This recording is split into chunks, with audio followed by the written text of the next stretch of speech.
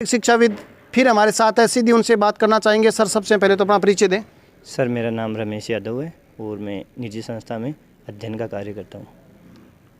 रमेश जी, चुनाव आ गए हैं विधानसभा के। नवंबर में चुनाव है, 200 सीटों पे चुनाव होने वाले राजस्थान में।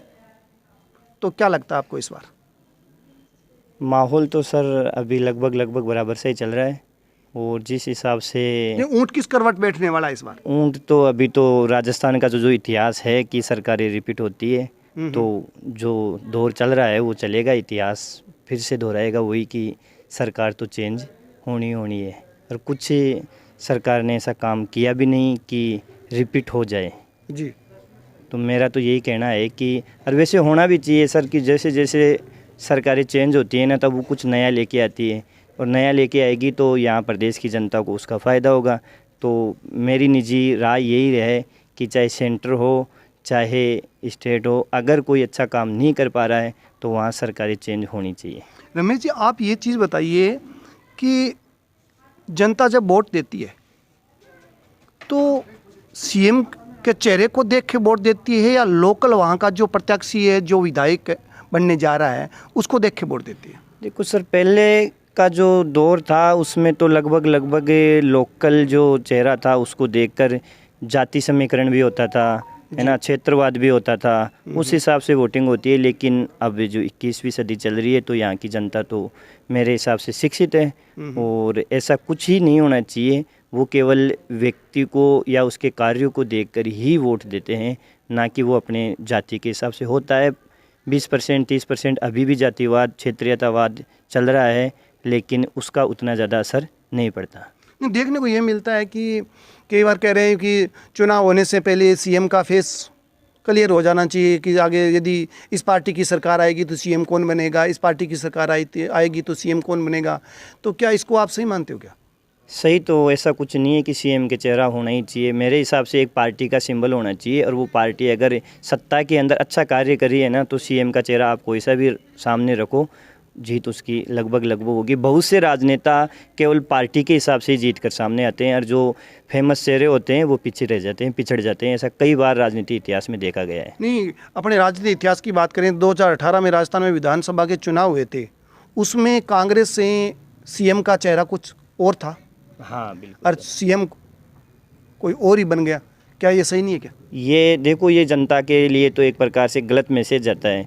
क्योंकि ये छल होता है कि आप, जैसे मैं सीधा नाम ही लेके बता देता हूँ कि 18 के चुनावों के अंदर सचिन पायलट जी को सीएम का चेहरा लगभग तय कर दिया था और बाद में जो कुछ हुआ वो सबके सामने है।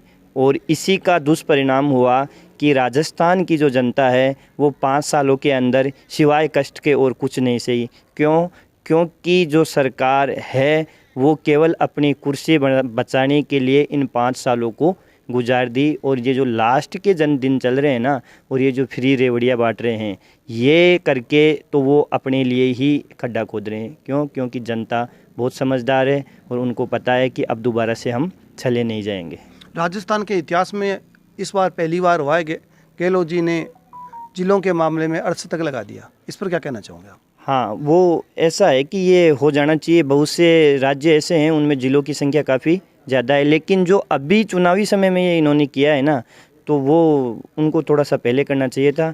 और बहुत से ज़िले ऐसे हैं कि वो कुछ बड़े हैं तो वहाँ की जनता थोड़ी सी दूर जाने के लिए या ऐसे असुविधा उनको होती है, तो छोटे छोटे ज़िलों को डिवाइड कर दिया ना, एक तो वो गलत हो गया जी। जो रियल के अंदर जिस ज़िलों को डिवाइड करने की ज़रूरत थी उसको कर दिया, वो ठीक था। लेकिन वहाँ के जनता को लुभाने के लिए एक छोटे से ज़िले को ही डिवाइड कर दिया, तो वो नैतिकता वाला काम नहीं है, वो केवल एक वोट बैंक की राजनीति हुई है सर।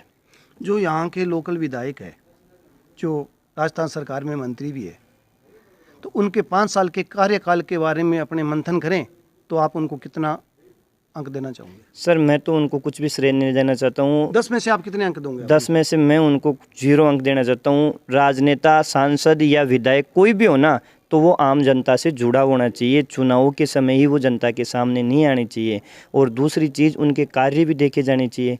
तो आज अगर आप आम आदमी से पूछो सर, जो पढ़े लिखे हैं ना, वो तो उनके अंदर तो क्या है, पार्टीवादी होती है, तो वो तो कुछ भी बोल देंगे। लेकिन एक सामान्य वर्ग से जो कोई व्यक्ति आता है, उससे अगर पूछे कि हमारे जो मंत्री है तो उन्होंने अपने इस क्षेत्र में क्या काम किया, तो काम हुआ होगा ना तो वो बिल्कुल बताएंगे, और जब नहीं हो रखा है तो वो यही बोल देंगे कि कुछ भी नहीं किया। तो मैं भी केवल एक सामान्य आदमी हूँ, और मेरी व्यक्तिगत जो राय है वो यही है कि इस क्षेत्र के अंदर उनको जो विभाग दे रखा है ग्रामीण क्षेत्र का, वो चाहते तो बहुत कुछ कर सकते थे, लेकिन किया उन्होंने बिल्कुल जीरो। अगर कुछ योजनाएं भी लेकर आए हैं तो वो बड़े किसानों के लिए लेकर आए हैं, छोटे किसान है उनको इसकी किसी भी चीज़ का उनको फ़ायदा नहीं हुआ है। ये थे जी रमेश सिंह यादव। सबको अपनी राय रखने का अधिकार है, इन्होंने अपने विचार रखे। इसी प्रकार देखते रहिए news 18। Camera journalist Ratanlal Chaudhary के साथ में बजरंग सिंह शेखा।